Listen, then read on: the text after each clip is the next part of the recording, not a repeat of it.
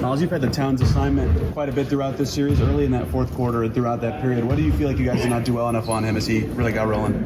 No, he got going. I think he's able to stretch the floor, shoot the ball as well as he does. And with that, he's able to get downhill as well. So I'll take a little bit on myself. It's not stepping up for the charge there. Make our adjustments when we want. What stood out to you when you guys watched the second half, especially as far as the offense? Got stagnant as far as that was concerned. We didn't play fast enough. We built our brand and our way, getting up and down and being a fast-paced team, and we didn't execute that well. You looked at the 3-point looks that you guys had. How did you feel about them? And just how do you feel about them overall?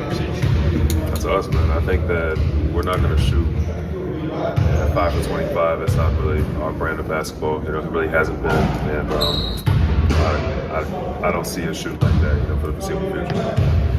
Does their changing lineup and putting some more defensive guys, did that contribute at all to you guys not being able to as fast as normal? I don't know, man. Potentially, I think that the biggest thing now, you have different guys coming in, provide different things. It could possibly change, I guess, the way you play. Overall, I think it can't be, put it on them. It has to be more on us. Be more indicative of the way we need to play. When it's not going your way from the 3-point line, is your view, is this team's view, and maybe even is this league's view that the next shot, the next good look is going to be just as good, or do you intend to go away from it to try to get something else working? I mean, me personally, I'm never going to change my mindset. If I have a wide open look, to shoot the ball, and I encourage my teammates to do the same. Myles, when you said the tempo and the pace wasn't what you felt like for the offense in the second half, do you feel like that was something you guys were doing? You weren't getting into the way you want to play? Or did the Knicks change something that you felt like kind of shook you guys and took you out of that? Again, I think I put everything on ourselves. We got to play our brand of basketball, no matter who we're playing. We're not getting the ball down fast enough. There's plenty of times we're walking the ball on the floor. That has nothing to do with the Knicks. It's everything with us. You're going to use that Tyrese Give me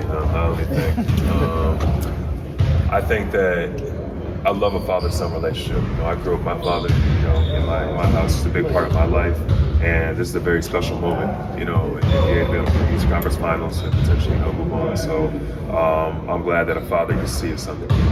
Just what stood out to you basically after watching it on film, basically had to take that second half?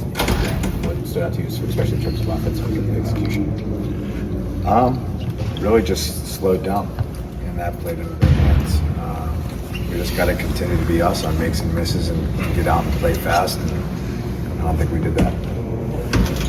Rick mentioned that end of third quarter stretch in his post-game press conference as a point where the game changed. You were on the floor then. What did you see as what got sideways for you guys in that little stretch? McBride was going really well. You guys weren't scoring.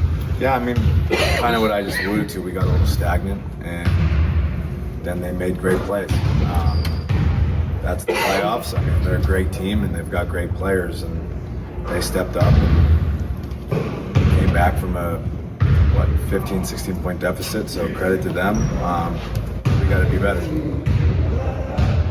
How do you think just the fact that they actually used their depth this time changed things? They brought some guys in that you hadn't seen before. How did you see them change the dynamic? And just the fact that they used more depth and I guess more pressure.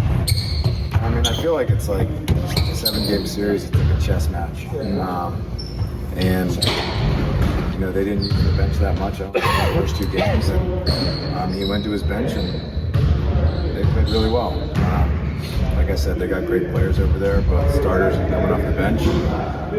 They stepped up in a big way, so we got to be ready to counter that tomorrow. You guys aren't playing the pace. How does that show up? I think it looks like it did yesterday. I think our superpower is our speed, our depth, and our ability to not get tired. And I don't think we did that very well yesterday, and our offense is very stagnant when we do that. Is it human nature when you have a big lead relatively early to not keep your foot on the gas, to play the clock, to get away from what you started the game trying to do? Yeah, I mean, when you have a lead like that, I would say some comfortability sets in, and we can't allow that.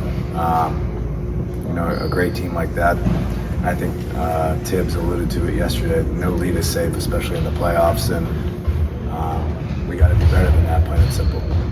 You mentioned the chess match within the series. Within a game, a lot of times that turns into matchup. Try and find a particular matchup to attack. Is there kind of like a double-edged sword of matchup hunting like that, though? Like you see one guy you want to go at, can that take you out of what you're trying to do? For sure. I mean, I feel like if we try to match up on too much, our offense can get stagnant, and I think it did a little bit of yesterday. So we've just got to be who we are, both offensively and defensively, be more solid on both ends and get out and run. Because like you said, the matchup hunt can make us a little stagnant.